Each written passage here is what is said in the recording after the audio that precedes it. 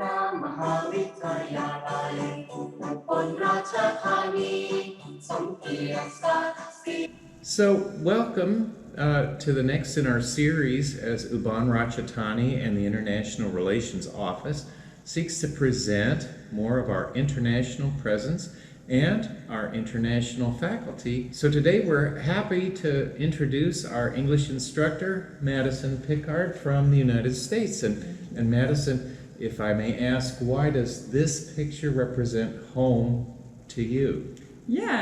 Well, it was difficult for me to find one picture that represents home because I grew up in Washington State, but I haven't lived there since I graduated high school, and my family lives all over the world, all over the country, and so I kind of struggled to find one picture to represent what I consider home. So I chose this picture. This is a painting done of the Wild Wild West, the American West, by my grandfather. He's a cowboy, a true Wild West lover. You can see the nature, the mountains, the horses. It just really represents the American West to me, which I would consider to be home and also part of my family.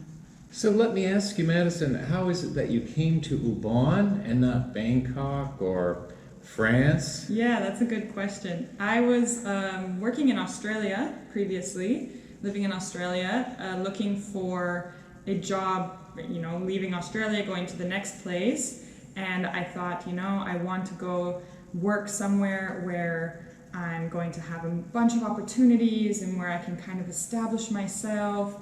And I wasn't thinking about Thailand at all, to be honest. I'd never been to Thailand. And then another professor at our program, Ajahn Om, studied abroad at University of Hawaii, where I studied, and she advertised this position on the Facebook page. And I thought, that's not really what I'm looking for, right? I'm looking for something, where I speak the language, where I can really establish myself. And I thought, but I'll do the interview. And I did the interview, and I just felt a drive, like I felt a connection with this job and these people, and something told me, like, this is the opportunity that you're looking for. And, I followed through, and I came to Thailand. The first time I ever came to Thailand, I came to Ubon Ratchathani, and it was a great decision. I'm really glad that I followed my gut. And Madison, what do you think is most different from Isan compared to your own home in the United States? That's an interesting question because I want to say everything and I want to say nothing, but I think it's more like everything. The day-to-day life is completely different in Ubon compared to where I grew up. People here go out of their way to be friendly, and I don't mean every person all the time. I know people are people, but I find that Isan people and Ubon people are just a little bit kinder to each other and just kind of take time to listen to each other and to help each other, versus I think in the States people are very quick, very economical with their time and their energy. And so I find that I feel more trusting here, like I can relax a little bit more and I know things will be okay. I like that about here. Versus kind of on the other side, I guess I'm a vegetarian, and so in my country I can eat vegetarian food very easily and eat a wide variety of food from different countries and different cultures. And in Ubon, that's not necessarily the case, right? It's very difficult for me to find affordable, healthy vegetarian food around where I live in Warin. And although that sounds like it's just not a big difference, it's a huge difference if the things that you eat, are completely different in a daily kind of struggle. But I've adjusted, I buy a lot of vegetables here and I've come to love it, Yes, that was a surprise to me also. I thought Buddhist country, it's going to have a lot of amazing vegetarian food, but that was not correct. No, definitely not. But I certainly second what you said about Isan, and the friendliness is probably the friendliest place I've ever lived. Yes, it's safe too. Like, I don't think that Thai people or Isan people, I will say specifically, can fully grasp the difference of safety. I'm not saying it's perfect, right? A lot of bad things and crime happen everywhere, but I can leave my motorbike outside the university with the key in it on accident. And it's always there when I get back. That would never happen in the States. I wouldn't even leave my cell phone on my own desk when I go to the bathroom in my country because it's just not safe. Or I wouldn't walk the street alone in the evening because it's just not safe. And here I feel comfortable. I always feel comfortable. And that's a huge difference. I have to second that. I've never lost my sunglasses from my scooter. And likewise, and in particular for COVID, I felt peculiarly safe here, whereas I don't know what would have happened to me in our country. Yeah, I was just talking to some family members about that today. Like, I have never met a Thai person or any of my friendships in Thailand, in Ubon specifically, where we've discussed not wanting to wear a mask, not wanting to be vaccinated, not wanting to socially distance or take care of ourselves. That is a kind of an obvious priority for, I would say, I don't think everyone in Thailand, but I think most people in Ubon, our students, our staff, are very conscious and very kind of clever in that way. Like, yeah, let's do what we need to do to take care of ourselves and others, and especially our elderly community that is very respected here. So I think that's a huge difference. Yeah. And let me ask you, Madison, learning English is a big challenge for Thai young people. What's your own experience with language learning and in teaching? Yeah, so I've been teaching English for almost 10 years now. I got my first student teaching job as soon as I arrived to university, and I just never stopped. But then I've also been studying English since I was 15. I started studying Spanish. And I will say in high school and I'd say the beginning of university, I wanted to speak Spanish. I liked it, but I didn't have the opportunity to be immersed in a Spanish-speaking society. So I never really progressed.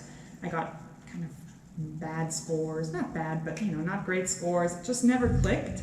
And then I lived in Spain for a year, and everything fell into place. All the grammar, all the vocabulary started to have its own meaning, right? When you get to use it every day, it starts to say, oh, that's it. I hear it, I see it, I use it, it sticks, it feels natural. And then I lived in South America. I lived in Ecuador for 2.5 years. And again, my Spanish was able to really progress in that time. Now I am a fluent Spanish speaker. I speak Spanish every single day. I read in Spanish, I listen to podcasts and music in Spanish. I'm involved in Spanish politics. It's a part of me, it's a part of my life. And I can't imagine what my life would be if I hadn't learned Spanish, right? And so I always tell students, like, you never know how learning a language can really learning a language, investing in that culture, in that life, can completely change you as a person. I'm also learning Thai. I've learned to read and write and speak a bit. It's harder because most of my friends speak English, even my Thai friends mostly speak English. It is harder, but I've still learned a lot from the little bit of Thai that I've learned. I've grown a lot as a person and as a language learner. Fantastic. Yes, my experience with the French language was similar. It was all grammar from a book, and so have the language come alive is so powerful. I think a lot of students and teachers, this is just my opinion, but really look down on, like you said, grammar from a book, and I would too, right?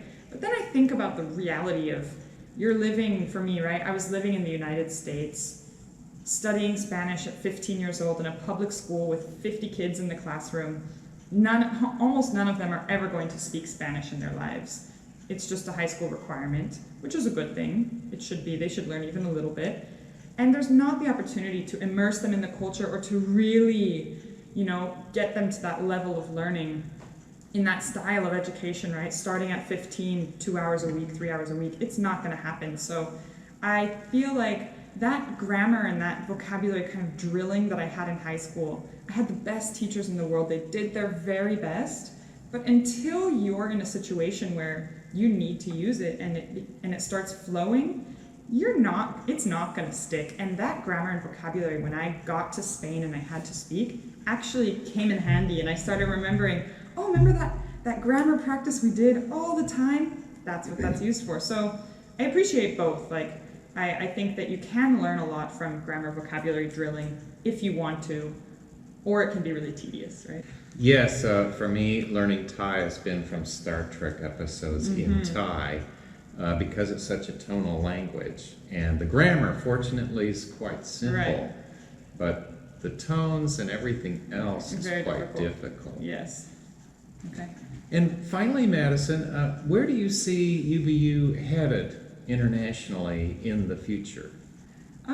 That's a good question. I think it's kind of hard to predict anything that's happening now with the pandemic and everything, but I think that UBU really values its international teachers, at least in liberal arts where I work.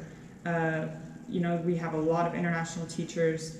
We work a lot with the Thai teachers and with the students. We do different programs. It feels like kind of like one unit, although we have different roles, right? We are really valued, and I think that's a really great opportunity for students, even to just get to study with the Thai teachers and with foreign teachers. I think both components are very important.